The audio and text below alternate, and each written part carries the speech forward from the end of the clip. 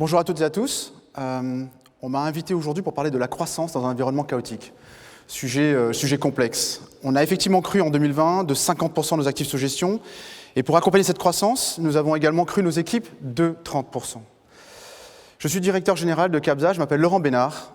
Cabza est une société de gestion, une plateforme, comme on aime le dire ici, spécialisée dans le financement des small et mid-cap, donc des petites et moyennes entreprises, nées en France et aujourd'hui résolument pan-européennes, après des ouvertures successives, à la fois en Espagne, en Italie et en Allemagne.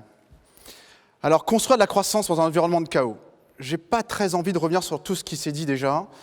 On a tous été confrontés aux mêmes problématiques. Gérer le travail à distance, manager des équipes à distance, onboarder des nouveaux talents. Et puis on a dû aussi travailler sur la réassurance, à la fois les investisseurs, les entreprises que nous avons dans nos portefeuilles, donc les rassurer, les accompagner. Et puis en même temps, rassurer également les investisseurs, nos partenaires, nos clients, sur la réalité de ce qui se passait sur le terrain et leur donner le niveau de transparence et de reporting suffisant. Construire de la croissance dans un environnement de chaos, 2020 va rester certainement dans les annales. Je vais vous dire quelques mots de qui je suis, parce que c'est peut-être important sur la façon dont moi je l'ai appréhendé et quel est mon témoignage. La première chose, c'est que je suis un optimiste. C'est assez viscéral. Je viens d'un petit caillou dans l'océan Indien qui s'appelle La Réunion. Donc une île paradisiaque, je vous assure qu'il fait très bon vivre là-bas. Et si vous venez de dehors il y a quelques instants, vous comprenez pourquoi il est bon de vivre au chaud et au beau toute l'année. Alors pourquoi prendre ce risque ? Le risque, c'est peut-être paralysant, mais ça peut être aussi une source d'aventure, une source d'opportunité. On agrandit le terrain de jeu. Et c'est là que ça devient intéressant. Ça n'a pas toujours été facile, mais néanmoins, ça m'a permis de me confronter à certaines difficultés et de me dire qu'il fallait avancer sans avoir peur d'échouer. Je vais reprendre une citation que évoquait Benjamin un peu plus tôt. Churchill disait également quelque chose, « Agissez comme s'il vous était impossible d'échouer ». Alors pourquoi je vous dis ça finalement ? C'est que le personnel et le professionnel, c'est un peu la même chose. Les deux mondes se joignent entre eux. Je vais donc vous donner mon témoignage de comment j'ai vécu 2020 en vous expliquant avant, pendant et après. Avant, Christophe Carvelis a créé Cabza en 2005-2004. C'est mon associé. Et il a créé Cabza avec une identité simple. On avait un produit à ce moment-là, un produit de financement assez flexible pour le financement des small and mid cap en France, un pays. Et puis la crise est arrivée par là. 2008-2009 a été un choc pour nous tous. On parle de 2020, mais on avait connu la précédente. Et on s'est posé des questions après ça.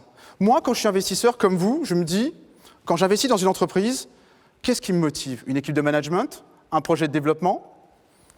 Un marché sous-jacent en croissance ? Et puis une diversification des clients, des produits, des géographies. En fait, des indicateurs qui me font penser que quand je vais investir dans cette entreprise, il y a un projet de croissance et puis elle va être résiliente en cas de crise. C'est le premier élément. En fait, on a commencé à apprendre par la crise précédente et ça nous a poussé à nous poser des questions. Cette crise, c'est aussi un moyen de se révéler, de se repositionner, de poser de nouvelles questions et de réfléchir à comment adresser ces moments difficiles. La deuxième période, c'est pendant. Qu'est-ce qui se passe pendant ? Pendant, c'est dur, il y a la crise, on se demande comment y faire face. Il ne faut pas l'occulter, mais il faut avec agilité être capable de changer de direction et de s'adapter. Bertrand Piccard disait de Solar Impulse, pour ceux qui connaissent, il parle de changer d'altitude. Pourquoi ? Parce que quand vous êtes face à des vents contraires, comme dans une crise, il sert peut-être pas à grand-chose de continuer à pédaler contre ce vent pour faire du surplace. Et donc on change d'attitude pour trouver des vents plus porteurs et donc aller chercher de nouveau de la croissance en 2020. Alors bien sûr, on est dans une industrie qui a eu le bénéfice d'avoir le vent en poupe, bien sûr. C'est peut-être beaucoup plus difficile dans d'autres industries. Mais dans la nôtre, effectivement, c'est la façon dont on a voulu traverser cette crise. Et c'est donc de chercher de la hauteur et chercher de la latéralité. Et donc en 2020, on a aussi pu développer un nouveau produit, un produit de financement de technologie, d'entreprise de technologie, labellisé Tibi. Et on a aussi eu l'opportunité de travailler sur la création d'un mandat, d'un fonds, d'une équipe pour soutenir les équipes françaises et renforcer leurs fonds propres, et les entreprises françaises. Ça, c'était le pendant. Et puis, il reste le après. Comment, quand on est dans la crise, on se projette sur le futur ? C'est un autre état d'esprit, c'est une autre dimension. Et comment est-ce qu'on l'a travaillé ? C'est qu'à cet instant-là, on se dit, créer de la valeur sans valeur, ce n'est plus possible. La performance financière, c'est un prérequisite, mais ça ne suffit plus. Il faut qu'on travaille avec des équipes, qu'on crée un état d'esprit, une culture. On parle d'entreprise à mission. Et quel est le sens qu'on donne à notre histoire ?